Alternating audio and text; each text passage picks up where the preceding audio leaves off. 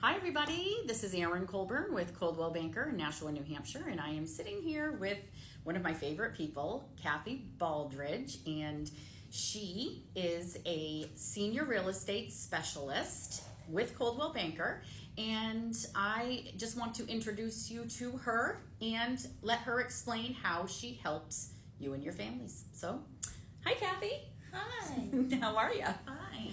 So when you are approached by a family member of somebody in the senior community, what do you typically talk about on the first meeting with that family?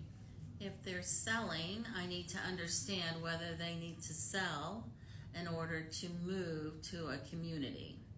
That could be a continuing care retirement community, or it could be assisted living. So that's the first question. Mm-hmm. The second question, if they do not need to sell before moving, then we look at the house and we determine what they're taking with them to assisted living or a CCRC, and then we conduct a floor plan, and then I handle the movers, and then we unpack them and get them settled. Okay, so that's the number one thing. First, you're sitting with a family. They have somebody that is getting ready to go into typically a community. Correct. So when they do that, have you ever experienced a challenge where there's a whole lot of stuff in the property? Yes, Okay. I've had from very little in a property to a hoarding situation where they've kept everything for 65 years. So now we have to bring in help. I have a staff that works with me, and we try to downsize them and go from there as to what they can take. These communities are small, so they're not 2,800 square feet. They're not anywhere near a home, so the math doesn't work when you're going to assisted living or a CCRC. Okay, so when somebody's going, can you explain a little bit what the CCRC means if you have a married couple who are seniors, and let's say that they're talking about going into that senior community, what does that look like as a married couple? So the married couple, they usually have a 1-bedroom or a 2-bedroom. Depending on their care levels, they could be together, they could not be together, and what may determine that one may be a memory issue. Some continuing care retirement communities have memory floors, where if they have memory issues, one goes to the memory floor and the other one is on the main floor of the CCRC. They can still see each other, but they have different care on each floor.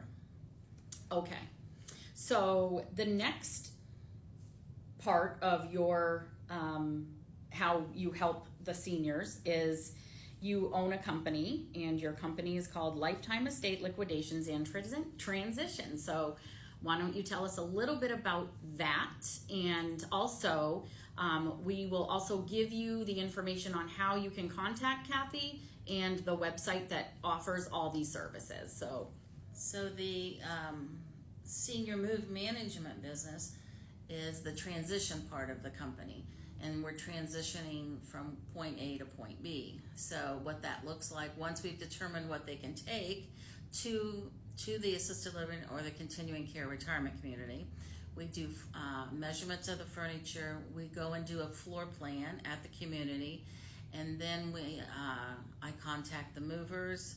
The movers come a day, they pack a day, and then they load and deliver the second day.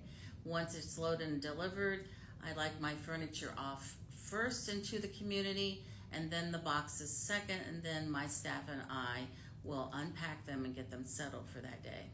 So the people that you're helping, what do they do? So they don't have to do anything. You literally will get them moved in, and you will unpack and put their stuff away. Yes. In fact, I suggest they go get a lobster roll. We live in New England. Yeah. So that's the best place to do is go get a lobster roll. Wonderful. And they come back, and if they are coffee drinkers, we have a pot of coffee on. If they're tea drinkers, we have a pot of tea on. I leave a Gerber daisy, which is our flower for the company, and I magnet on their refrigerator in case they need something or didn't get something, and then they can call me. Wonderful. So then with that, I know you also do estate sales. So why don't you tell us a little bit about how that works and how some houses, or if they're in a condo community, sometimes it works and sometimes it doesn't. So if I'm selling a condo, typically you cannot have estate sales.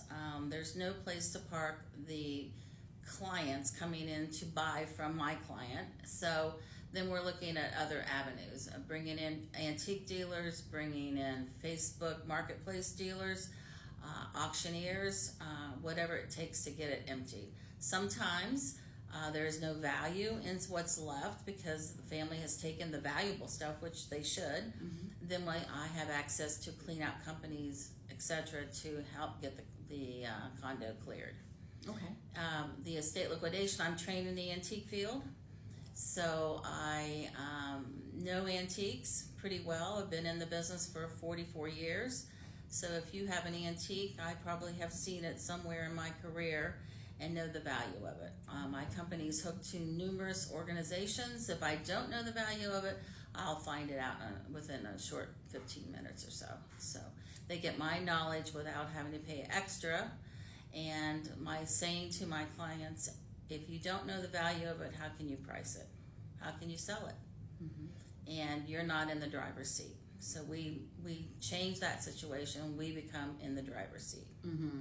As the seller of a product, you Correct. put them in the driver's seat rather than if somebody comes and says, hey, I'll give you $5 for that, and you know it's worth something more, Right. then it puts them there. Right. So have you ever found something where, I know that you and I have talked before, and one of the things that you had said to me was you cringe if you hear that the family has just called a junk company and everything gets swept up because it hasn't been necessarily gone through. If it's been gone through, great, but you just want to make sure that that senior and that family can get the valuable things for themselves. Right. So if the children of the clients, remember my clients probably are between 75 and 85 years old, are not familiar with what is out there, what's valuable in the antique world, such as they'll bring in a dumpster, and it makes it easy just to throw it all in the dumpster.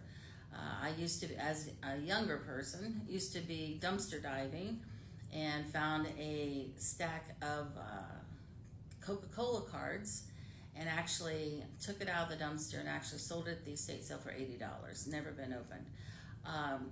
Advertising is another big thing that people don't understand. There's dual collectibles in advertising, so sometimes people collect coffee memorabilia, and then you have the advertising over the old coffee tins with the key tops to them. So if you don't know the value of it, you have to seek advice from someone. Because you're throwing dollars in the dumpster. That's what you're saying. I've heard you say that before. So overall, I know this is kind of like a quick snapshot of what you do and how you help the senior community. So if somebody wanted to get in touch with you, if you have somebody, so you work New Hampshire, correct? Correct. You also have contacts in Massachusetts that could help them as well. Okay, so if you have a family in New Hampshire that have been thinking about doing what you're talking about, let them know how they can contact you. And they can call me. The best way to get a hold of me is my phone number, 603-493-4472.